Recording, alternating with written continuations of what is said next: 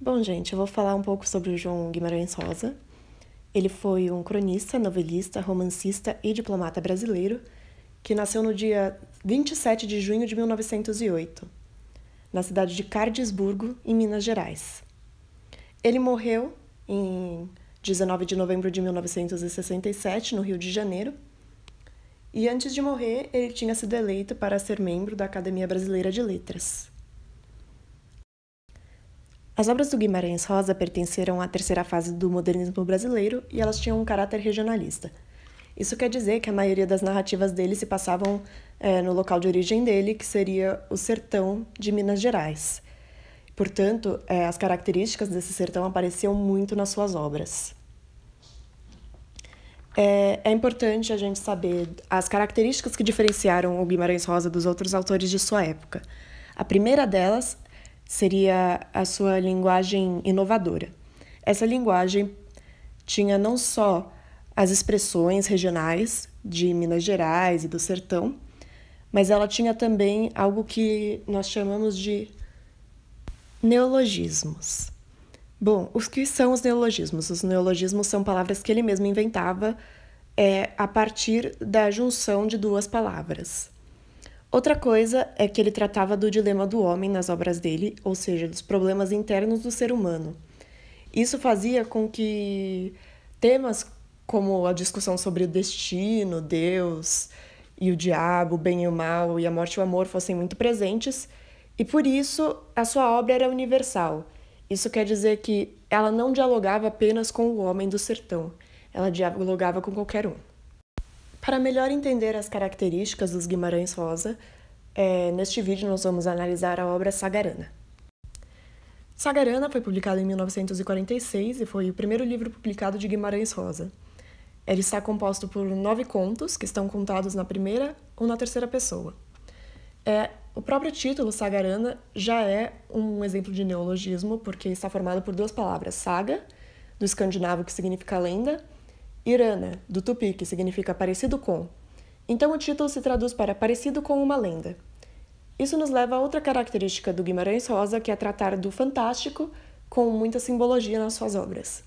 Ele fazia isso com tanta naturalidade que às vezes o fantástico parecia que fazia parte do cotidiano. Podemos dizer então que os contos de Sagarana podem ou não ser lendas, se parecem com lendas. Para entender um pouco melhor, vamos discutir 2 contos do livro. O primeiro será São Marcos. O conto está em primeira pessoa e tem por protagonista José, ou João. A própria personagem se apresenta pelos 2 nomes. José é um homem que não acredita nada em feitiçaria, apesar de ser um pouco supersticioso. O problema é que ele vive em Calango Frito, onde todos acreditam em feitiçaria. Um dia, ele vai caçar e passa pela casa de um negro chamado Mangolô, o qual todos acreditam ser um feiticeiro. José aproveita-se da situação para zombar de Mangolô, dizendo que todo negro é cachaceiro, vagabundo e feiticeiro. Mangolô, que não gosta nada da brincadeira, fecha-se dentro de casa. José então continua seu caminho e encontra-se com Aurísio Manquitola. Eles discutem a reza de São Marcos, e Aurísio adverte José sobre os poderes da mesma. Ele então contou a história de Tião Tranjão, um vendedor de peixe que havia sido traído pela mulher. Tião não tinha coragem de enfrentar o amante da mulher, mas depois de recitar a reza de São Marcos, foi tomado por uma violência tão grande que foi capaz de se vingar. O narrador começa a descer pelas trilhas do mato. Ele reconhece árvores e pássaros, até chegar finalmente a uma lagoa. De repente, José fica cego. A princípio, ele apenas tenta voltar pelo caminho que veio. Mas logo, vendo-se perdido no meio do mato, se desespera e acaba por recitar alto a reza brava de São Marcos. De repente, ele sente uma raiva incontrolável e se dirige à casa de João Mangolô, onde ele ataca o feiticeiro. É então que sua visão volta, e Mangolô lhe mostra um boneco com uma venda preta nos olhos. A história termina quando José dá dinheiro a Mangolô, simbolizando a paz entre os dois. É então que José passa a acreditar em feitiçaria. O conto São Marcos tem como principal tema a religião brasileira, tratada no conto de duas maneiras. A primeira tem como foco as manifestações religiosas, representadas pela Reza Brava de São Marcos e os impactos da feitiçaria na população local de Calango Frito, aparente em trechos como: uma barbaridade, até os meninos faziam feitiço no Calango Frito. O mestre dava muito coque e batia de régua também. Deu Ludinho, de 10 anos, inventou uma revolta e ele era mesmo um gênio, porque o sistema foi original. E foi na lata ir para debaixo da cama, e o professor para cima da cama e da lata, e das folhas e do resto, muito doente, quase morreu. E, dá desordem, e pronto, sem pensar. Entrei a Brasemir a Reza Brava de São Marcos. Minha voz mudou de som. Lembro-me ao proferir as palavras, as blasfêmias, que eu sabia de cor. Subiu-me uma vontade louca de derrubar, de esmagar, de destruir. Então foi só a doideira e a zoeira unidas a um pavor crescente. Corri. O segundo aspecto tratado é a combinação de crenças e costumes dos povos indígenas, africanos e europeus que deram origem à religião brasileira e às crenças populares. O principal conflito do conto se dará por conta dessas diferenças. No geral, o desenvolver e o desfecho da história ilustram a maneira com que a religião e a cultura local são fruto da mistura de diferentes culturas, não necessariamente precisando ser racionais ou científicas. A reconciliação do narrador com Mangalô é a fusão simbólica das crenças populares e universais existentes no Brasil. A reza de São Marcos que salva o narrador é a melhor forma de patrocínio dessa reconciliação, porque é pragmática como fusão de crenças. Na Idade Média, a oração forte foi uma das práticas preferidas das bruxas. Nela se misturam Deus e os santos com demônios e elementos da magia. No Brasil, ela é resultado da mistura de várias crenças.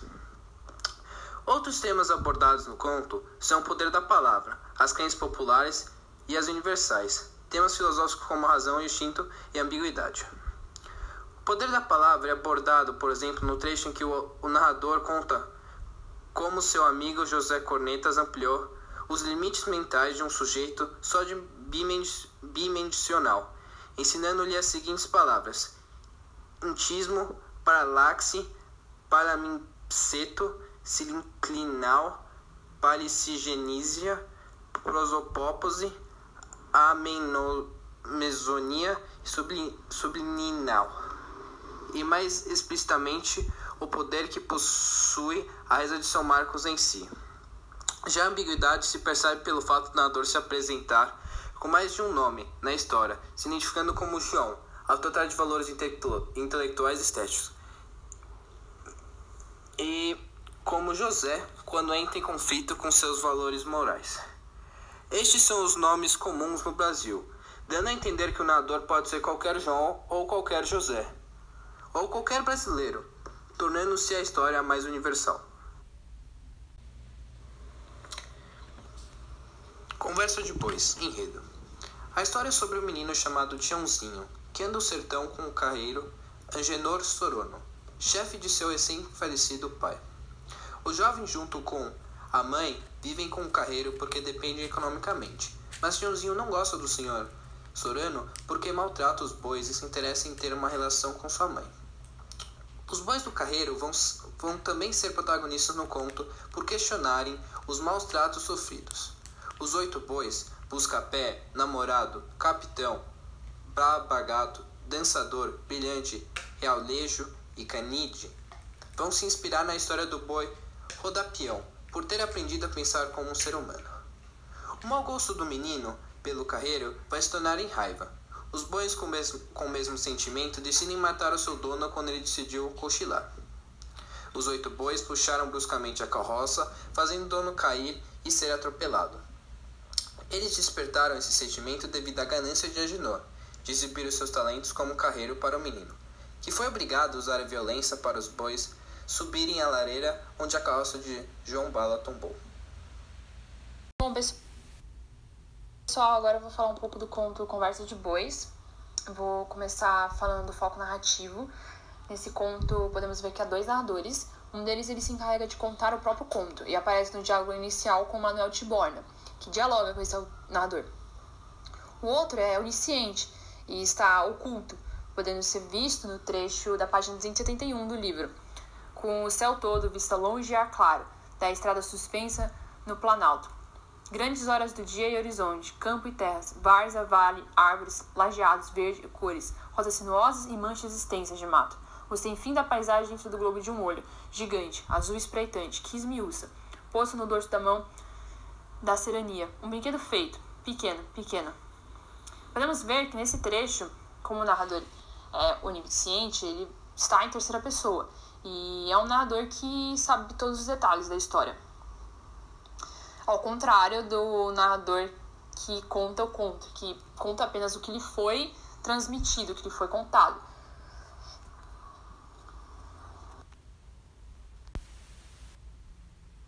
Sabendo disso, podemos observar que essa é uma história contada em base de interpretações e interesses pessoais, pois é um conto que já foi modificado do original, já que quem contou ao narrador os acontecimentos foi Manuel Tiborna, e Manuel Tiborna esse personagem não havia presenciado tais fatos, não havia presenciado tais acontecimentos. Quem o contou primeiramente essa história havia sido uma arara, que é uma espécie de animal. E Manuel Tiborna deixou logo no início que contaria a história como lhe convinha, mudando algumas coisas, como podemos ver no trecho da página 256, em que ele mesmo afirma: só se eu tiver licença de recontar diferente, enfeitado e acrescentado, ponto e pouco.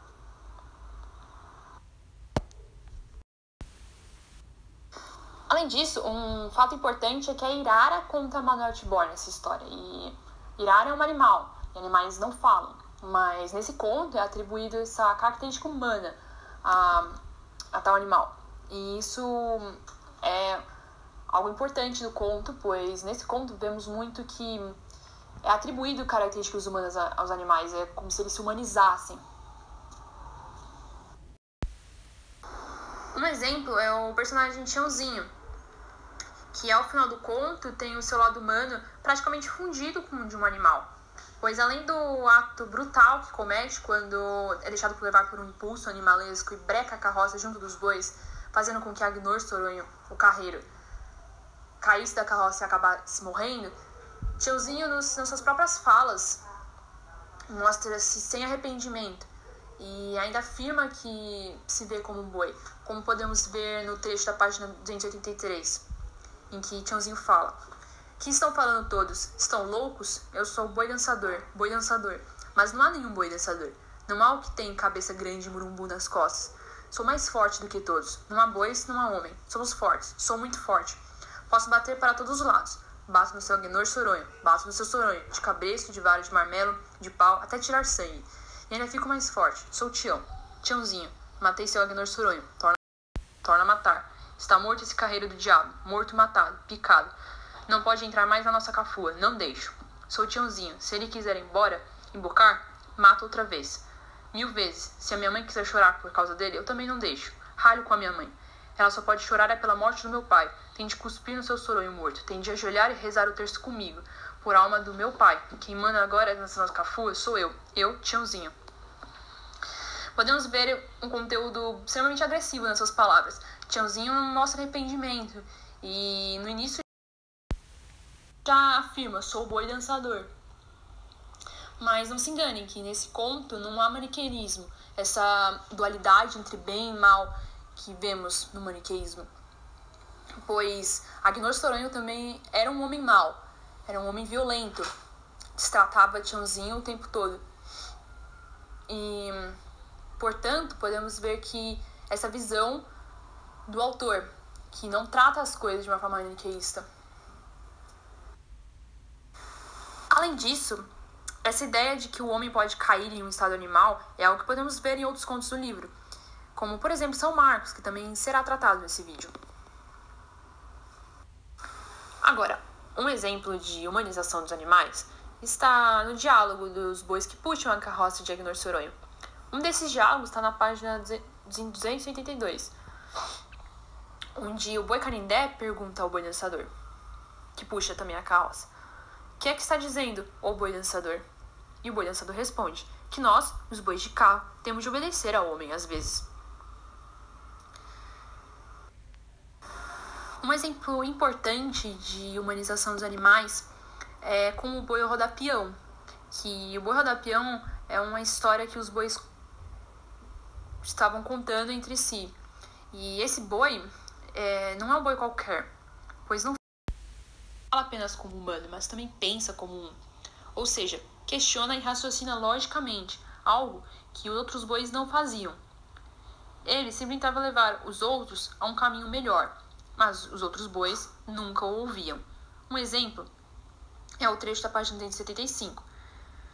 Então, o boi rodapião ainda ficou mais engraçado de todo. Falava: "A gente deve de pensar tudo certo antes de fazer qualquer coisa. É preciso andar e olhar para conhecer o passo bem. Eu conheço todos os lugares, sei onde o capim é mais verde, onde os talos ficam quase o dia inteiro molhados de orvalho, para a gente poder pastar mais tempo sem ter sede. Sei onde é que não dá tanto mosquito, onde que a sombra e o limpo do chão, e pelo jeito do homem, sei muitas vezes o que é que ele vai fazer." A partir desse diálogo, podemos ver que o boi rodapião tem uma certa inteligência, ele pensa e ele sabe disso. É algo diferente dos outros bois. E é algo muito interessante de observar.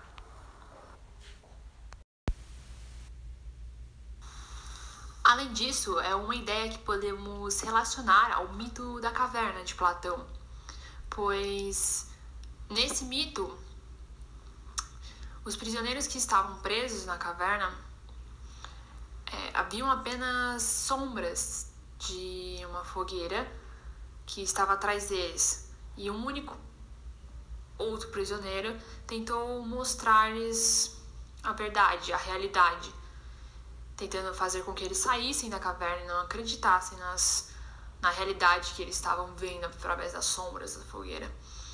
E eles, obviamente, não acreditaram. É algo que acontece como com os bois.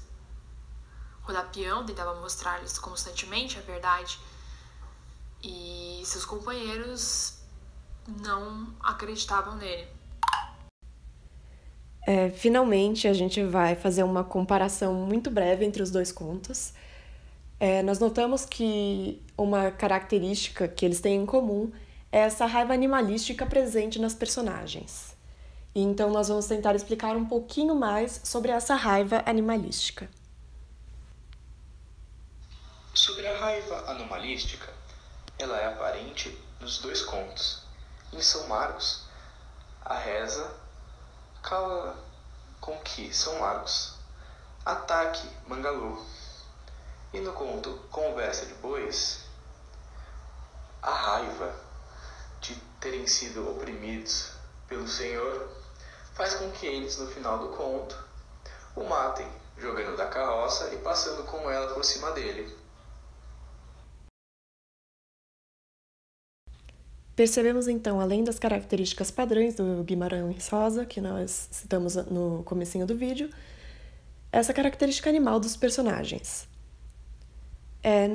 Bom, pessoal, é isso. Nós esperamos que essa análise tenha ajudado um pouco a entender melhor a obra sagarana e as características da escrita do Guimarães Rosa, e também a analisar um pouquinho esses dois contos do livro. Obrigado por assistir o vídeo e bons estudos!